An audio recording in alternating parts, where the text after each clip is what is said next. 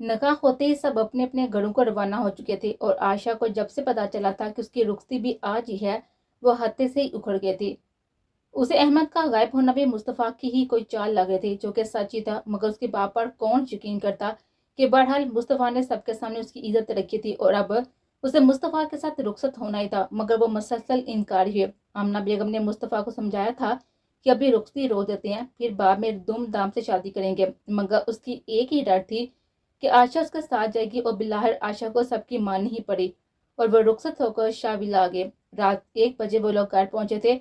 आमना बेगम और अक्सा बेगम उसे मुस्तफ़ा के कमरे में छोड़ आई थी और दुनिया काफी देर उसके पास बैठी रही।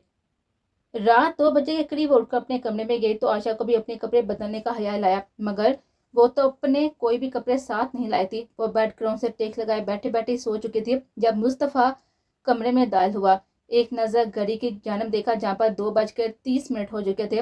वो आशिकी से चलता हुआ आशा के सराहने आया। वो आंखें मूंदे हुए दुनिया से बेखबर नींद में गुम थे। उसके बालों की लिट बार बार उसके चेहरे पर आ रही थी और मुस्तफ़ा ने बेहद नरमी से उसके बाल कान के पीछे अरेसे थे। आई एम सॉरी, अगर मेरी वजह से आपको कोई भी तकलीफ बर्दाश्त करनी पड़ी हो तो मैं माजरत कर लूंगा आपसे और मैं जानता हूँ कि आप मुझे माफ भी कर देंगी। मुस्तफ़ा उसके कान के पास झुका सरगोशाना अंदाज में कहता पीछे हुआ था और वार्डरोब से अपने कपड़े निकालकर फ्रेश होने चला गया। उसके वापस आने पर भी आयशा वैसी ही सोई हुई थी। मुस्तफ़ा ने उसकी ज्वेलरी उतारनी चाहिए, मगर आयशा की आंख खुल गई और वह एकदम से पीछे हुई। ओ सॉरी, मैं बस ज्वेलरी उतारा था कि तुम्हें तकलीफ ना हो। मेरी हर तकलीफ की वजह आप ही हैं और यकीनन अहमद की गुमशुदगी के पीछे भी आप ही का हाथ है ना? आयशा ने उसका हाथ झटका था और बेड से उतरकर हासी तेज आवाज में उससे बात स्पर्श की थी कि मुस्तफ़ा ने उठकर उसके मुंह पर हाथ रखा। मुबादा उसकी आवाज सुनकर कोई यहाँ आ जाता और आकर आधी रात को शोर क्यों मचा रही हैं? आप आराम से भी तो बात कर सकती हैं ना। और वैसे भी मैंने कुछ गलत नहीं किया, जो चीज मेरी है वो सिर्फ मेरी है, समझी आप? मुस्तफा उसकी आंखों में आंखें डाले हुए बोला तो आशा ने उसका हाथ झटका। मैं इंसान हूँ, कोई चीज नहीं हूँ, एक जिंदा जीती जागती इंसान हूँ। आप आप तो वो है ही नहीं है जो मुझे सबसे अजीज है। आप कोई और ही हैं, मतलबी, अपने नफ्स की ख्वाहिशात की तकमील के लिए किसी भी हद तक जाने वाले, समझे आप? और खबरदार, जो मेरे करीब आने की कोशिश भी की हो तो मैं सारे लिहाज भूल जाऊंगी कि कभी मैं आपके लिए दुआएं मांगा करते थे। आशा की आंखों से मसलसल आंसू बह रहे थे और मुस्तफा सख्त गुस्से की कैफियत में उसको घूरा था। उसकी मोहब्बत को आशा ने 2 पल में नफ्स की ख्वाहिशात का तकमील का नाम दे दिया था। ठीक है, अगर आपको लगता है कि ये सब मैंने अपने मुफाद के लिए किया, बकौल आपके, तो फिर मुझे भी अपनी ख्वाहिश को पूरी करने का हक भी है। तो अपनी बात अधूरी छोड़ता मुस्तफा अपने कदम आशा के जानब बढ़ाने लगा और वो डर कर मारे कदम कदम पीछे जाने लगे। जब पीछे दीवार की वजह से उसे रुकना पड़ा, मुस्तफा ने अपने दोनों हाथ उसके दाएं बाएं रखे। आशा ने उसकी आंखों में देखना चाहा, मगर वहां पर सिर्फ गुस्से से लाल होते हुए अंगारे नजर आए थे। वो बहुत ही बड़ी भूल कर चुकी थी मुस्तफा को गलत बातें बोलने की। देखें मुस्तफा, हाँ, हम कल भी बात करेंगे, अभी मैं आपसे बात नहीं करना चाहती। बेहतर है कि आप फिलहाल मुझसे दूर हैं, वरना वरना क्या वरना क्या करेंगे आप बताएं? मुस्तफा बोलते उसका दुपट्टा सर से उतार चुका था और आशा की सांस जैसे हलक में उठ गई। मुस्तफा छोड़े मुझे, आप मेरे साथ ऐसा नहीं कर सकते। मुस्तफा ने उसकी बात मुकम्मल होने से पहले उसकी सांसें खुद में उतार दी। एक लम्हे को तो आशा की जान हवा हुई। उसने मुस्तफा की शर्ट कांधों से दबोची थी जब मुस्तफा पीछे होते हुए उसका रूह दीवार की तरफ करके उसके पूछ अपने सीने से लगाई थी। मैं बिल्कुल ऐसा कर सकता हूँ, आप मुझे रोक नहीं सकती। आपके बहरहाल मुझे आप तमाम हक हासिल है। उसके बालों से फूलों को चूमते हुए, उसके लंबे घने बालों को बिखेरते हुए मुस्तफा ने उसकी खुशबू अपने अंदर उतार दी। मुस्तफा प्लीज छोड़े मुझे। आशा की भीगी हुई आवाज सुनकर मुस्तफा उसका रूह अभिजन्म किया, उसके चेहरे पर बिखरे हुए आंसू को साफ किया। आजकी से उसके गले से नेकलेस निकालकर साइड टेबल पर रखा और उसके बालों में लगे हुए झूमर पर अपनी शहादत वाली उंगली फेरी। मगर आशा की कुछ देर पहले की बातें फिर से कान में गूंजी तो उसका चेहरा एकदम सहत हुआ और उसके बालों में लगे हुए झूमर को झटके से अलग कर दिया। आशा के बाल खींच किए थे। मुस्तफा, आशा की आवाज बुलंद हुई और मुस्तफा ने कहर बरसाती नजर उसको देखा और आशा को उसकी आंखों में देती हुई अपनी रीढ़ की हड्डी में सुनसुनी पैदा हुई थी। मुस्तफा ने एक झटके से उसे खुद से दूर किया और कमरे के साथ बनी हुई बालकोनी का स्लाइडिंग डोर ओपन करता बालकोनी में चला गया। आशा वहीं पर दीवार के साथ घुटू में सर्दी में बैठी रही और पूरी रात दोनों की यूं ही अजियत में गुजरे थे। 2 घंटे से वो चला जा रहा था, मगर कोई वहां पर मौजूद होता तो उसकी पुकार सुनता। न जाने कितने घंटों से वो वहां पर बांधा एक कुर्सी पर उसके हाथ पैर बांधे हुए थे और अब वो बैठे बैठे उसकी कमर तक अकड़ चुके थे और प्यास से गला सूख कर कांटा हो चुका था। मगर वो भी मसलसल पुकारता रहा। जब कमरे का दरवाजा खुला था और कोई बाहर आया था। दरवाजा खुलने के बाद की रोशनी यकदम दरवाजा खुलने से बाहर की रोशनी यकदम अंदर आई थी। उसने अपनी आंखें मीची। चंद पल बाद किसी को अपने करीब आकर उसने अपने आंखें खोली तो किसी अनजान चेहरे को खुद की तरफ घुरता हुआ पाया। अहमद के गले में गिल्टी बन के उभरी। कौन हो तुम? मुझे क्यों बात किया यहाँ पर? अहमद ने हिम्मत करके पूछ ही लिया जब उस अनजान आदमी ने उसके हाथ पैर खोलने शुरू कर दिया। चलो घर पहुंचा दूं तुम्हें, साहब का हुक्म है। लेकिन मुझे बंद क्यों किया? कौन है तुम्हारा साहब और उस साहब के पीछे क्या वजह है? कौन हो तुम लोग? अहमद ने यह सवाल कोई 20-25 दफा किया था। उस सवाल खामोशी को कोई जवाब न मिला। वैन उसके घर के सामने रुकी तो वह जल्दी से बाहर निकला और गाड़ी के जन्म बढ़ा दिया। वैन दूर उड़ाती भी वहां से आई थी वापस मुड़ गए जहां से आई थी वापस मुड़ गए और वह भागता हुआ घर में दाखिल हुआ। मिसेस रहीम और मिस्टर रहीम रात से अहमद का इंतजार करते मगर अभी तक उसका कुछ भी अता पता न था। सुबह के 10 बजे थे। वो लोग अभी पुलिस को इन्वॉल्व करने का सोच रहे थे जब लॉन्च के दरवाजे से अहमद अंदर दाखिल हुआ। दोनों मियाँ बीवी परेशानी से उसके जन्म बढ़े। अहमद, मेरे बच्चे कहाँ थे तुम? कल शाम से कितनी बुरी हालत हो गई थी हमारी, बिन बताए कहाँ चले गए थे? और ये क्या हाल बना रखा है? मिसेस रहीम अहमद को गले लगाती रो पड़ती। अरे बेगम, उसे अंदर तो आने दो। आओ बच्चे आओ, बैठ कर बात करते हैं। और बेगम ये आ गया है, ठीक है। अब अहमद को सामने देखकर रहीम साहब की परेशानी कम हुई तो अपनी बेगम को भी दिलासा दिया। अहमद ने तमाम हालात उनके गोश गुजार किए थे। कैसे कुछ लोग उसे वैन में डालकर ले गए और फिर बिना कुछ बताए वापस भी छोड़ गए थे। ये फिक्रमंदी की बात है। रहीम साहब पुलिस से रब्ता करने का कह रहे थे मगर उनकी बीवी ने मना कर दिया। नहीं, मेरा बेटा आ गया है वापस, आप प्लीज किसी से भी कुछ मत कहें। अगर कल को फिर कुछ हो गया, उन्होंने मेरे बेटे को कुछ कह दिया तो बस आप उस बात को यहीं पर खत्म करें। बीवी की बात सुनकर रहीम साहब खामोश हो गए और अहमद को उन्होंने फ्रेश होने के लिए उसके कमरे में भेज दिया था। मैं अपने बेटे के लिए नाश्ता बनवाती हूँ, पता नहीं कुछ खाया भी होगा या नहीं। मिसेस रहीम उठकर किचन में चल दी थी जबकि रहीम साहब वहीं पर बैठकर किसी गहरी सोच में गुम हो चुके थे। रात भर गुस्से में बालकनी में बैठे बैठे मुस्तफा की कमर अकड़ गए थे जब मगर कमरे में जाने का दिल नहीं किया कि वहां पर मौजूद एक दूसरे वजूद के लिए वो बायस अजियत था। सुबह की रोशनी हर तरफ फैल रही थी। 7 बजे का वक्त था जब मुस्तफा कमरे में दाखिल हुआ मगर बेड खाली देखकर वो परेशानी से आगे बढ़ा। बेड के दाएं जानब दीवार के साथ ही वो सिमटी अपने घुटनों पर सड़क के शायद सो रहे थे। मतलब वो सारी रात उसी की तरह ही अजियत में रही। मुस्तफा आगे बढ़ा और आहिस्ती से उसे अपनी बाहों में उठाकर बेड तक लाया था। बेड पर लिटाकर उस पर कमर दुरुस्त करके वह फ्रेश होने चल दिया था। 10 मिनट के शावर से उसकी तमाम थकावट दूर हो गई थी मगर अब नींद से सर भारी होता हुआ था जब भी मोबाइल पर 10 बजे का अलार्म सेट करके एक नजर आशा को देखा जो गहरी नींद में थी। उसके चेहरे पर मिटा मिटा सा मेकअप अब भी मौजूद था। उसके बाएं जानब उसी की तरफ करवट के बल लेट गया। मुस्तफा ने हाथ बढ़ाकर उसके चेहरे पर आती हुई आवारा बालों की लिट को उसके कान के पीछे रेसा। उसे देते देते वो भी जल्दी नींद में गुम हो चुका था।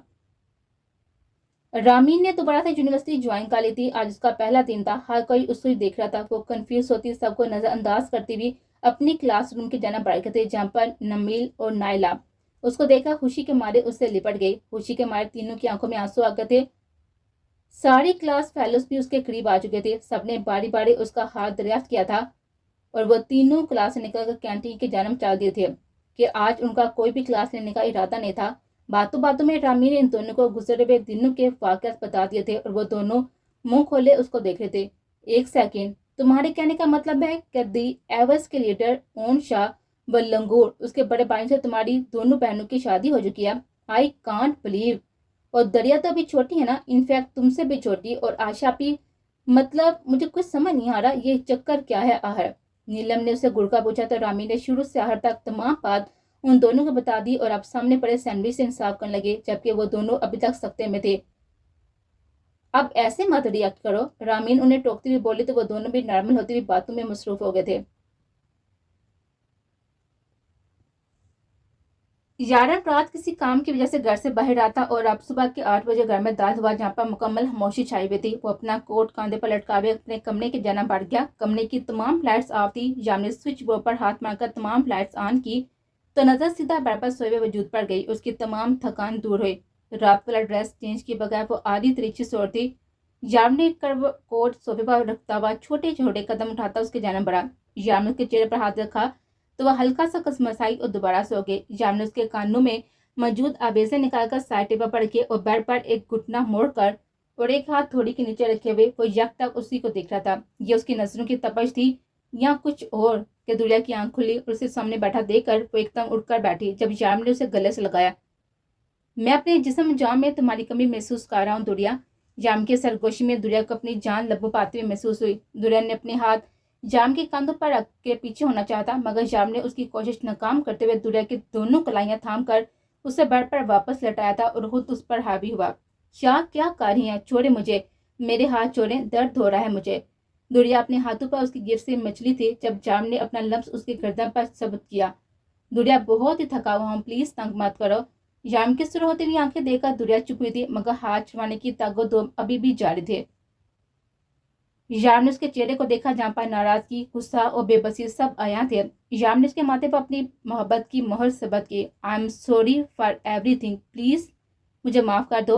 दुरिया, मैंने तुम्हें हर्ट किया ना, लेकिन मुझसे ऐसे नाराज मत हो, मुझे दूर मत करो खुद से। तुम जानती हो ना कि मैं तुम्हारे बगैर नहीं रह सकता। सताया मत करो, बेशक जिद किया करो, मगर दूर मत हुआ करो। ये जो दिल है ना, ये समझता नहीं है, फिर मैं खुद पर कंट्रोल नहीं कर पाता और सजा तुम्हें मिलती है, मगर उससे ज्यादा अजियत में मैं होता हूँ। प्रॉमिस करो आइंदा कभी बदतमीजी नहीं करोगी, कभी मेरी बात से इनकार नहीं करोगे। याम ने उसकी आंखों में आंखें डालकर उसे पूछा था। और दुरिया, वो जो खुद याम के बगैर खुद को अकेला महसूस करती थी, उसने स्वभाव में सर लाया था और याम ने हल्की सी मुस्कुराहट के साथ ही उसके गले पर बोसा दिया, उसके गाल पर बोसा दिया और उसके हाथ आजाद करता हुआ उठकर फ्रेश होने चल दिया था। जबकि दुरिया अपने बालों को पीछे करती वहीं पर बैठी बैठी याम के बारे में सोच रही थी। एक नरम सी मुस्कुराहट ने उसके चेहरे का अहाता किया था।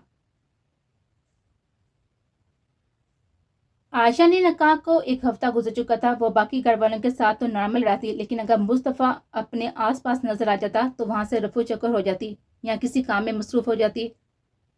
मुस्तफ़ा ने दोबारा फिर से माफी मांगी थी, मगर आयशा बिना कुछ कहे वहां से उठकर चली गई थी और मुस्तफ़ा और खुद पर जब्त करता हुआ खामोश हो गया था।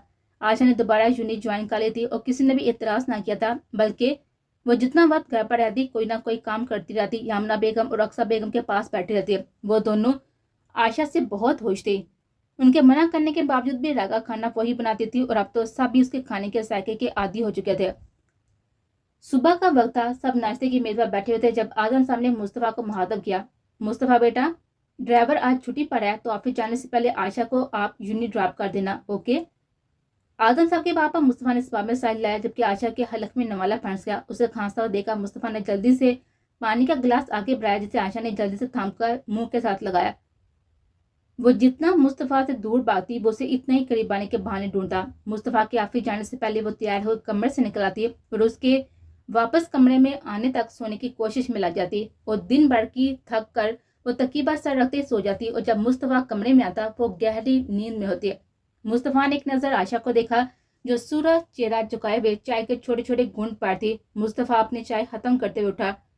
मैं बाहर गाड़ी में वेट कर रहा हूँ, आप अपना बैग लेकर आ जाए। मुस्तफ़ा साहब को खुदाफिज कहता हुआ आयशा से कहता हुआ बाहर निकल गया और मरता क्या ना करता कि मुसादिक नाचार आयशा को उठना पड़ा। सबको सलाम करती लाउंज से अपना बैग उठाती वो कार पोर्च तक आए जहाँ पर मुस्तफ़ा गाड़ी का फ्रंट डोर खोले उसी के इंतजाम में खड़ा था। आयशा को देखकर वो ड्राइविंग सीट पर बैठा तो आयशा भी उसके साथ वाली सीट पर बैठ के तो मुस्तफ़ा ने भी गाड़ी स्टार्ट कर दी।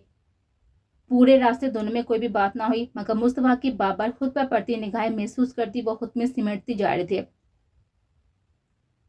गाड़ी यूनी के गेट के आगे रुकी तो आयशा ने तेज से दरवाजा खोला, मगर मुस्तफ़ा ने उसका हाथ पकड़कर उसे वापस अंदर बिठाया। मुस्तफ़ा, क्या कर रही हैं? छोड़े मेरा हाथ। आयशा ने अपना हाथ खींचा, मगर मुस्तफ़ा की पकड़ में सहती थे। 2 दिन बाद आपके पेपर स्टार्ट हो रहे हैं और मैं कल की फ्लाइट से पेरिस जा रहा हूँ 1 महीने के लिए। मेरे आने से पहले आप तमाम नाराजगी खत्म कर दीजिएगा। 1 महीना दे रहा हूँ आपको, मेरे इम्तिहान के लिए रेडी रहिएगा क्योंकि मैं कोई भी रियायत नहीं करूंगा। उसके बाद और वापसी पर मैं ही पिक करूंगा आपको, तो ड्राइवर के साथ जाने की जरूरत नहीं है। ठीक 2 बजे गेट के बाहर मैं आपका इंतजार करूंगा। आहिस्ता आहिस्ता अपनी बात मुकम्मल करता हुआ आयशा के तोते कबूतर सब उड़ा गया था। आयशा के हाथ के पुष्प पर वह हल्का सा बोसा देकर मुस्तफ़ा ने मुस्कुराकर उसको देखा था और वो अपने माथे पर आए हुए पसीने की नन्ही बूंदे साफ करते हुए गाड़ी से बाहर निकले थे और तकरीबन भागने वाले अंदाज में यूनी में दाल हुई थी। उसकी तेजी देखकर मुस्तफ़ा ने कहका लगाया था और आंखों पर ग्लासेस चढ़ाता हुआ गाड़ी आगे बढ़ाकर ले गया।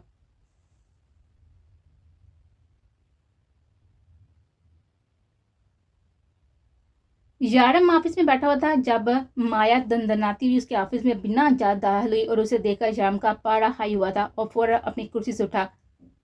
तुम्हें मैंने मना किया था ना कि यहाँ आने से, क्यों आई हो? निकलो अभी यहाँ से, मैं तुम्हारी शक्ल तक नहीं देखना चाहता। और बिना इजाजत अंदर कैसे आए तुम? यारम का दिमाग एक पल में घुमा था। आई एम रियली सॉरी यारम, प्लीज मुझे माफ कर दो, मैं गुस्से में न जाने क्या कुछ कह गई। मैं बहुत ही गिल्टी फील कर रही हूँ, मैं कब से आना चाहती थी मगर तुम्हारा सामना करने की हिम्मत नहीं हो रही थी। प्लीज मुझे माफ कर दो, मैं अपना सबसे अच्छा दोस्त खोना नहीं चाहती। तुम बेशक मुझे डांट लो लेकिन नाराज मत हो, मैं दुनिया से भी माफी मांगने के लिए तैयार हूँ मगर तुम मुझसे दूर मत हो। मेरा यहाँ है ही कौन तुम्हारे अलावा, और अब तुम ही मुझसे ऐसा सलूक करोगे? माया ने आंसू से भरी हुई आंखों से यारम को देखा और उसके आंसू देखकर बुरा लगा था और तब उसने माया का हाथ थाम कर उसे दिलासा देना चाहा मगर वो सीधा याम के सीने से जा लगी। और यही वक्त था जब दुनिया ने उसके ऑफिस का दरवाजा बिना नॉक किए खोला मगर अंदर का मंजर देखकर वो अपनी जगह पर फ्रीज हुई। याम के गले से चिपकी माया और माया की कमर पर याम का हाथ, ना चाहते हुए भी वो गलत फहमी का शिकार थी। आज कितने दिन बाद वो घर से निकली थी कि वो याम के ऑफिस जाएगी, उसके बाद वो दोनों लंच करेंगे, उसके बाद शॉपिंग, मगर याम को माया के साथ देखकर वो जहाँ की तहाँ रह गई थी और माया वो जानते बूझते याम के मजीद करीब हुई थी मगर याम दुरिया के चेहरे का उड़ता हुआ रंग देखकर माया को पीछे करता दुरिया के जन्म बगड़ा मगर उसकी आंखों में शक और बेएतबार देख वो अपनी जगह से हिल भी ना सका। देखो दुरिया, वो यारम की बात मुकम्मल होने से पहले दुरिया भागती हुई ऑफिस से बाहर निकली थी और जाकर गाड़ी में बैठी ड्राइवर को वापस घर चलने को कहा था। शिट, याम ने दाएं हाथ का मुका बनाकर दीवार पर मारा था और उसके हाथ से नन्ही नन्ही खून की बूंदें टपक रहे थे जिन्हें देखकर माया फौरन उसकी जन्म लपकी। यारम, आई एम सॉरी, अगर मेरी वजह से। माया की बात पूरी होने से पहले याम ने हाथ खड़ा किया था। माया, अभी तुम जाओ यहाँ से, मैं कुछ देर अकेला रहना चाहता हूँ, प्लीज, हम बाद में बात करेंगे। याम की बात सुनकर माया ने सर बात में हिलाया और वहां से निकल गई मगर एक आखिरी नजर याम पर जरूर डाली थी। मकरू हंसी उसके चेहरे पर साफ जाहिर थी। वो आई तो वाकई याम से माफी मांगनी थी ताकि वो याम के करीब रहकर दुरिया और याम के दरमियान फासला कायम कर सके मगर शायद उसकी किस्मत कुछ ज्यादा ही मेहरबान थी आज कि दुरिया की अचानक आमद से दुरिया के दिल में याम के लिए शक का पहला बीज बो दिया गया था। वो तमाम रास्ते रोते रोते आई थी और घर आते साथ ही अपने कमरे में बंद हो गई थी। दिन का टाइम था इसलिए सब अपने अपने कमरों में मौजूद थे वरना उसे ऐसी हाल में देखकर तशवीशनाक जरूर होते। न जाने कब रोते रोते उसकी आंख लग गई थी। आशा यूनिट से आने के बाद से अब तक 3 चक्कर लगा चुकी थी क्योंकि दुरिया इस वक्त कभी नहीं सोती थी मगर आज वो दिन से सो थी। शाम को तकरीबन 5 बजे के करीब आशा ने उसे जबरदस्ती उठाया और उसे फ्रेश करके नीचे लॉन्च में लाए थे जहाँ पर सब लोग चाय से लुत्फ होते हैं। वो भी वहीं पर एक सोफे पर आशा के साथ ही टेकी। अभी उसने चाय का कप हाथ में पकड़ा ही था जब लॉन्च में यारम दाखिल हुआ। उसकी पहली नजर दुरिया पर गई। पीच कलर का सूट पहने सूजी सूजी सुर आंखें लिए वो बिल्कुल याम के सामने थी और याम जानता था वो रोती रही थी मगर यहाँ सबके सामने वो कुछ भी वजाहत नहीं कर सकता था। कुछ देर बाद वो उठ खड़ा हुआ तो सबने उसके जान देखा। क्या हुआ जान बेटा, बैठो ना, चाय पियो। अक्सर बेगम ने प्यार से उसको बैठने को कहा। नहीं मामा, मैं फ्रेश होकर थोड़ी देर में आराम करना चाहता हूँ, काफी थक गया हूँ, तो आप एक कप चाय भिजवा दीजिएगा कमरे में ही। यामू ने जवाब देता हुआ एक नजर दुरिया पर डालता हुआ ने कमरे की जान चल दिया। थक तो गए होंगे, ऑफिस में इतना काम जो करते हैं और लड़कियों के आंसू पहुंचते पहुंचते भी तो थक गए होंगे ना। आहर है ही क्या उस माया बंदरी में जो मुझ पे नहीं है। और अब तो मैं बिल्कुल भी शाह से बात नहीं करनी। हाँ, मजाक थोड़ी है। दुरिया दिल ही दिल में बातें बनाती चाय की सिप लेने लगी जब अक्सा बेगम ने उसे मुखातब किया। ये लो दुरिया बेटा, ये चाय याम को दे देना, और टैबलेट भी काफी थका हुआ लग रहा है मेरा बेटा। अक्सा बेगम के कहने पर नाचार उसे उठना पड़ा कि बहरहाल वह सबके सामने कुछ भी कहने का रिस्क नहीं ले सकती थी। जी मामा, मैं दे देती हूँ, और चाय और टैबलेट भी। दिल ही दिल में तो जहर देने का सोच रही थी मगर ऐसा वो कर भी तो नहीं सकती थी ना। दुरिया चाय पानी से भरा हुआ गिलास और टेबल एक ट्रे में रखे हुए कमरे में दाल हुई मगर कमरा खाली था जबकि वॉशरूम से पानी गिरने की आवाज आ रही थी। मतलब यारम शाह बले रहा था। दुरिया ट्रे साइड टेबल पर रखती वापस मुड़ी और अलमारी से अपने कपड़े निकालकर ड्रेसिंग रूम की जाने बढ़ गई। वापस आई तो ब्लू कलर का कुर्ता और कैपरी पहने बालों का ढीला जोड़ा बनाती बाहर आई थी और यारम जो अभी ही वॉशरूम से बाहर आया था दुरिया के कमरे में मौजूद देखा उसके जाने बढ़ा मगर वह मुकम्मल नजरअंदाज करती शीशे के सामने जा खड़ी हुई।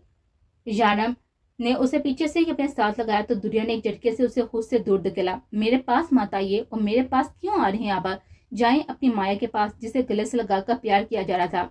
दुरिया ने गुस्से से हेयर ब्रश दीवार के साथ मारा तो याम ने आगे बढ़कर दुरिया को सीने में बीचा और जूं ही गले से लगाए हुए उसे बेड तक लाया। अपने सामने اسے بٹھاتے ہوئے شام نے اس کا چہرہ اپنی طرف کیا. میری جان ایسا کچھ نہیں ہے جیسے تم سمجھ رہی ہو. دیکھو وہ خود میرے گلے سے لگی تھی نہ کہ میں نے اسے گلے سے لگایا. آئی سویئر میں تمہارے علاوہ کسی کا سوچ بھی نہیں تھا. تم بیوی ہو میری, وہ دوست ہے صرف, اور کچھ بھی نہیں. شام نے اس کا چہرہ اپنے چہرے سے قریب کیا تھا تو دوریا نے اپنا منہ پیچھے کیا, جبکہ جسے شام نے دوبارہ اپنے قریب کر کے ایک چھوٹی سی گستاخی کی تھی. شام مت چھیڑیں ابھی مجھے, میں بہت ہی غصے میں ہوں. وہ پڑ کٹی کبوتری ہی ملی تھی آپ کو, دوریا غصے میں بولتے جا رہی تھی اور شام خاموشی سے بس اس کی باتیں سن رہا تھا, مگر اس نے اپنی ہنسی پر کافی مشکل سے ضبط کر رکھا تھا. وہ کل موہی, چڑیل, بندریا اور بس میری جان کیا ہو گیا ہے, کیوں اتنا پوزیسو ہو رہی ہو؟ کسی کا نہیں ہوں میں تمہاری لوا, مگر تم بھی تو پاس نہیں آنے دیتی, میری خواہش پوری نہیں کرتی. اگر ایسے دور ہوگی تو کسی دوسری لڑکی میں ہی میں انٹرسٹ لینا ہے نا, کیونکہ تم مجھے خود کو ٹچ کرنے نہیں دے رہی, پیار نہیں کرنے دے رہی, ناراض رہتی ہو ہر وقت. پھر جب میں کسی اور کی طرف متوجہ ہوتا ہوں تب بھی نہیں ہوش. جام اس کے بال کھول کر اس کے کمر پر بکھیرے تھے اور چہرے پر آتی ہوئی لٹوں کو نرمی سے پیچھے کیا تھا. دوریا کی زبان تالو سے چپک گئے تھے. لمحہ شام اس کے قریب ہو رہا تھا. شام کے سائے پار تھے, کمرے میں صرف ایک لیمپ کی روشنی آن پر تھی. دوریا نے شام سے دور ہونا چاہا جب یارم نے ایک ہاتھ اس کی کمر پر اور ایک اس کے سر کے پیچھے رکھ کر اس کے ہونٹوں کو اپنی قید میں لیا تھا. دوریا کی جان تب ہوا ہوئی جب شام نے اسے بیڈ پر لٹا کر خود اس پر حاوی ہوا تھا. شاہ, ایک آخری سرگوشی نکلی تھی دوریا کے لبوں سے. شام نے پیچھے ہو کر ایک نظر دوریا کو دیکھا, اپنی شرٹ اتار کر سائے پر رکھی تھی اور دوبارہ دوریا کے چہرے پر جا بجا اپنا لمس سب کرتا جا رہا تھا. کمرے میں مینی ہیزی سے خاموشی چھائی ہوئی تھی. آج بھی شارم نے دوریا کا دھیان دوسری طرف بھٹکنے دیکھ کر اس سے بھی متوجہ کیا تھا, اور دوریا وہ شام کی غربت میں سب بولتے چلے گئے تھے. مصطفیٰ کی تمام پیکنگ ہمیشہ کی طرح آمنہ بیگم نے کی تھی, کیونکہ انہیں پسند تھا. عائشہ نے ایک دو دفعہ خود کرنی چاہی, مگر بقول ان کے کہ انہیں خوشی ملتی ہے تو عائشہ نے بھی فورس کرنا مناسب نہ سمجھا. رات مصطفیٰ جلدی آفس اٹھایا تھا. سب کے ساتھ مل کر پہلے کھانا کھایا, پھر چائے کافی کا دور چلا. سردیوں کی رات ہی, باتوں باتوں میں وقت گزرنے کا کسی کو بھی احساس تک نہ ہوا. سب دوریا اور ان کی شرارتیں انجوائے کرتے. رات کا 1 بجنے والا تھا. سب بڑے اٹھ کر اپنے اپنے کمروں میں جا چکے تو لانچ میں صرف دوریا, یارم, عائشہ, مصطفیٰ اور اون رہ گئے. دوریا یارم کے پاس ہی ڈبل سیٹر صوفے پر بیٹھی تھی اور وہیں پر بیٹھے بیٹھے وہ یارم کے کاندھے سے لگی سو چکی تھی. اسے نیند میں دیکھ کر یارم اسے گود میں اٹھا کر کمرے میں لے کر جانے لگا. جب سب کے مشترکہ کہکہ سے حجر ہوتا وہاں سے رفو چکر ہوا. بھائی اب مجھے بھی نیند آ رہی ہے, میں تو جا رہا ہوں سونے. گڈ نائٹ بھائی. گڈ نائٹ بھابھی. اون جمائیاں روتا وہاں سے اپنے کمرے میں چلا گیا. عائشہ اور مصطفیٰ نے کچھ پل کے لیے دوسرے کو دیکھا. مصطفیٰ کی آنکھوں میں موجود محبت کے دریا موجزن تھے, مگر عائشہ نظریں چراتی ہوئی اٹھ کر کمرے میں چلی آئی اور مصطفیٰ بھی ٹھنڈی سانس بھرتا ہوا اٹھ کر کمرے میں چلایا. کمرہ خالی تھا. مصطفیٰ یہاں وہاں پر نظر دراتا اپنی جگہ پر آ کر لیٹ گیا. جب ڈریسنگ روم کا دروازہ کھلا اور عائشہ کپڑے بدل کر کمرے میں آئی, مصطفیٰ نے ایک نظر اس کو دیکھا. سفید ڈھیلے ڈالے لباس میں بالوں کا جوڑا بنائے وہ آرام سے آ کر اپنی جگہ پر سونے کے لیے لیٹ گئی. عائشہ. تھوڑی ہی دیر گزری تھی جب عائشہ کو اپنے نام کی سرگوشی سنا دی. عائشہ نے رخ موڑ کر مصطفیٰ کو دیکھا جو اس کے کاندھے پر ہاتھ رکھ کے اسی کو دیکھ رہا تھا. عائشہ نے اس کا ہاتھ کاندھے سے جھٹکا تھا اور تکیا اور چادر اٹھا کر صوفے پر لیٹ گئی. مصطفیٰ نے کافی اذیت سے اس کو دیکھا تھا. وہ تو صرف کچھ دیر سے باتیں کرنا چاہتا تھا, مگر شاید عائشہ نے بھی ابھی تک اسے معاف نہیں کیا تھا. اور ساری رات مصطفیٰ نے کروٹیں بدل کر گزاری. سو تو عائشہ بھی نہیں پائی تھی, مگر خاموشی سے سونے کی کوشش کرنے لگے. آج رات مصطفیٰ کے پیرس کے لیے فلائٹ تھی. ویسے تو اسے میٹنگ کے لیے جام کو جاننا تھا, مگر مصطفیٰ نے یہ میٹنگ خود اٹینڈ کرنے کا آپشن رکھا, کیونکہ یہ پروجیکٹ یارم اور مصطفیٰ دونوں نے مل کر ہینڈل کر رہے تھے. اور مصطفیٰ کے جانے پر یارم کو کوئی بھی اعتراض نہ تھا. سب لانچ کے دروازے پر کھڑے مصطفیٰ کو سی آف کر رہے تھے, مگر اسے عائشہ کہیں پہ نظر نہ آئی. وہ کافی دیر اسے یہاں وہاں ڈھونڈ چکا تھا, مگر ندار ڈرائیور اس کا سامان گاڑی میں رکھ چکا تھا. تو ایک نہری امید کے طور پر اس نے پھر سے سب کو پیچھے جھانکا, مگر اس بار بھی اس کی آنکھیں بے آس واپس لوٹے تھے. بیٹا دیکھ لو سب چیزیں پوری ہیں نا, کچھ بھول تو نہیں رہے. اقصیٰ بیگم اسے بے چین دیکھ کر بولی تو اس نے مسکرا کر ان کو دیکھا. جی بڑی ماما, میرا خیال ہے میں کچھ بھول رہا ہوں. میں ایک دفعہ کمرے میں دیکھ رہا تھا. مصطفیٰ اپنے کوٹ کی جیبیں ٹٹولتا ہوا تیزی سے کمرے کے جانا بڑھا تو باقی سب بھی لانچ میں آ بیٹھے. مصطفیٰ سینہ پھلانگتا ہوا اپنے کمرے میں آیا, جہاں پر عائشہ اسٹڈی ٹیبل پر بکس رکھے نظریں کسی غیر نئی نقطے پر مرکوز کی بیٹھی تھی. مصطفیٰ آہستگی سے اس کے پیچھے آن کھڑا ہوا, اس کے سامنے رکھی ڈائری میں جھانکا جہاں پر عائشہ مصطفیٰ بڑے واضح الفاظ میں کندہ تھا. مصطفیٰ کے چہرے پر ایک مسکراہٹ پھیلی تھی, مگر پھر سنجیدہ ہوتے ہوئے ہنکورا بڑھا. عائشہ نے تیزی سے چہرہ موڑا اور مصطفیٰ کو کھڑا دیکھ کر جلدی سے ڈائری بند کر کے اٹھ کھڑی ہوئی. آپ ابھی تک گئے نہیں ہیں؟ مجھے لگا کہ آپ چلے گئے ہوں گے۔ عائشہ لڑکھڑاتی زبان سے یوں گویا ہوئی جیسے اس کی چوڑی پکڑی گئی ہو۔ مصطفیٰ نے اس کے دونوں ہاتھ تھامے۔ میں صرف اس لیے جا رہا ہوں کہ شاید میرے دور جانے کے بعد تمہارے دل میں میرے لیے تھوڑی سی جگہ پیدا ہو جائے، اور میں اس امید سے جا رہا ہوں کہ واپسی پر مجھے میری جیڑی ملے گی، یہ والی عائشہ نہیں جو مجھ سے بات تک کرنا پسند نہیں کرتی، بلکہ وہ عائشہ جس کے لیے میں ہی سب کچھ ہوا کرتا تھا۔ اور پہلی بات یہ کہ میں آپ سے بہت پیار کرتا ہوں، اور دوسری بات یہ کہ ہمارے درمیان جتنی بھی ناراضگی، جتنی بھی لڑائی کیوں نہ ہو جائے، آپ پہلی بات کبھی نہیں بھولیں گے۔ مصطفیٰ اس کے ہاتھ چھوڑتا ہوا اس کے چہرے کے گرد اپنے ہاتھوں کا حالہ بنایا تھا اور وہ اس کے ماتھے پر نرمی سے بوسہ دیا۔ عائشہ کی آنکھیں خود بخود بند ہوتی چلی گئی تھی۔ مصطفیٰ پیچھے ہٹتا اس کے چہرے کو اپنی آنکھوں میں قید کرتا وہاں سے نکلتا چلا گیا، جبکہ عائشہ وہ کچھ دیر پہلے والے لمحے میں ابھی تک قید تھی۔ شاہ، آپ مجھے کہیں گھمانے کیوں نہیں لے کے گئے؟ شادی کے اتنے دن ہو گئے ہیں، شاپنگ بھی نہیں کروائی، میرے لیے کوئی بھی گفٹ نہیں لائے۔ مجھے نہیں پتا، بس میں آپ سے ناراض ہوں۔ کیا بات ہوئی بلا؟ ایسے کون کرتا ہے؟ حرم رانا بھی کہہ رہی تھی کہ جام کتنا کنجوس ہے، دوریا کو کہیں گھمانے بھی نہیں لے کر گیا۔ دوریا منہ بناتی جرم سے دور ہو کر بیٹھی، اور وہ جو ابھی مصطفیٰ کو ایئرپورٹ پر چھوڑ کر واپس آیا تھا اور دوریا کے ساتھ بیٹھا باتیں کرتا، جب دوریا اسے شکایتی لہجے میں بولتی۔ یام نے جلدی سے دوریا کو اپنی باہوں کے گیڑے میں لیا۔ ارے میری جان، میں کچھ دن بزی ہوں اور میں تو لے کر جانا چاہتا ہوں، مگر میٹنگ سے ختم نہیں ہوتی، اور اس حرم رانا کی باتوں میں کم آیا کرو، اس کو اور کوئی کام نہیں ہے، بس ہم دونوں کی لڑائی کروانا چاہتی ہے، تم بس مجھ پر فوکس کرو۔ یام اسے جواب دیتا اس کے بعد کاندھے سے پیچھے کرتا ہوا بولا، تو دوریا نے اسے جھٹکے سے پیچھے کیا کہ یام نے حیرانگی سے اس کو دیکھا۔ جانتی ہوں میں آپ کی کہ مصروفیات، وہ مایا چڑیل، اس کے علاوہ کون سی میٹنگز ہوں گی بلا آپ کی، بس آپ سے کہہ رہی ہوں کہ اگر وہ پر کٹی کبوتری مجھے دوبارہ آپ کے آس پاس بھی نظر آئی تو میں اس کا گلا دبا دوں گی۔ دوریا غصے سے اگلے پیچھے ڈکار توڑتی مایا کے کاندھے تک آتے ہوئے چھوٹے چھوٹے بالوں پر چوٹ کرتی ہوئی گویا ہوئی، تو یام کا منہ حیرت سے کھلا، مطلب اتنا غصہ، مگر اگلے ہی پل اس نے مسکراتے دوریا کو گلے سے لگایا۔ میری جان تو اتنی جیلس فیل ہو رہی ہے کسی اور کو میرے پاس دیکھ کر، ہاں اگر وہ دوبارہ سے میرے قریب ہی دیکھا تو اس کا گلا بھی دبا دوں گی، اتنا پیار کرتی ہے میری جان مجھ سے۔ یام دوریا کے بال میں انگلیاں پھیرتا ہوا ہولی ہولی سے پوچھ رہا تھا، اور وہ بس ہاں میں جواب دیتی جا رہی تھی۔ یام اسے ایسے اپنے سینے سے لگائے بیڈ پر لیٹ گیا تھا، اور کچھ ہی دیر میں دوریا نیند میں غوطہ زن ہو چکی تھی، اور یام نے ایک نظر اس کے معصوم چہرے پر ڈالے۔ سوتے ہوئے ایک نرم سی مسکان اس کے ہونٹوں پر تھی، اور یام نے آہستگی سے اس کے گال چومے اور خود بھی سونے کی کوشش کرنے لگا۔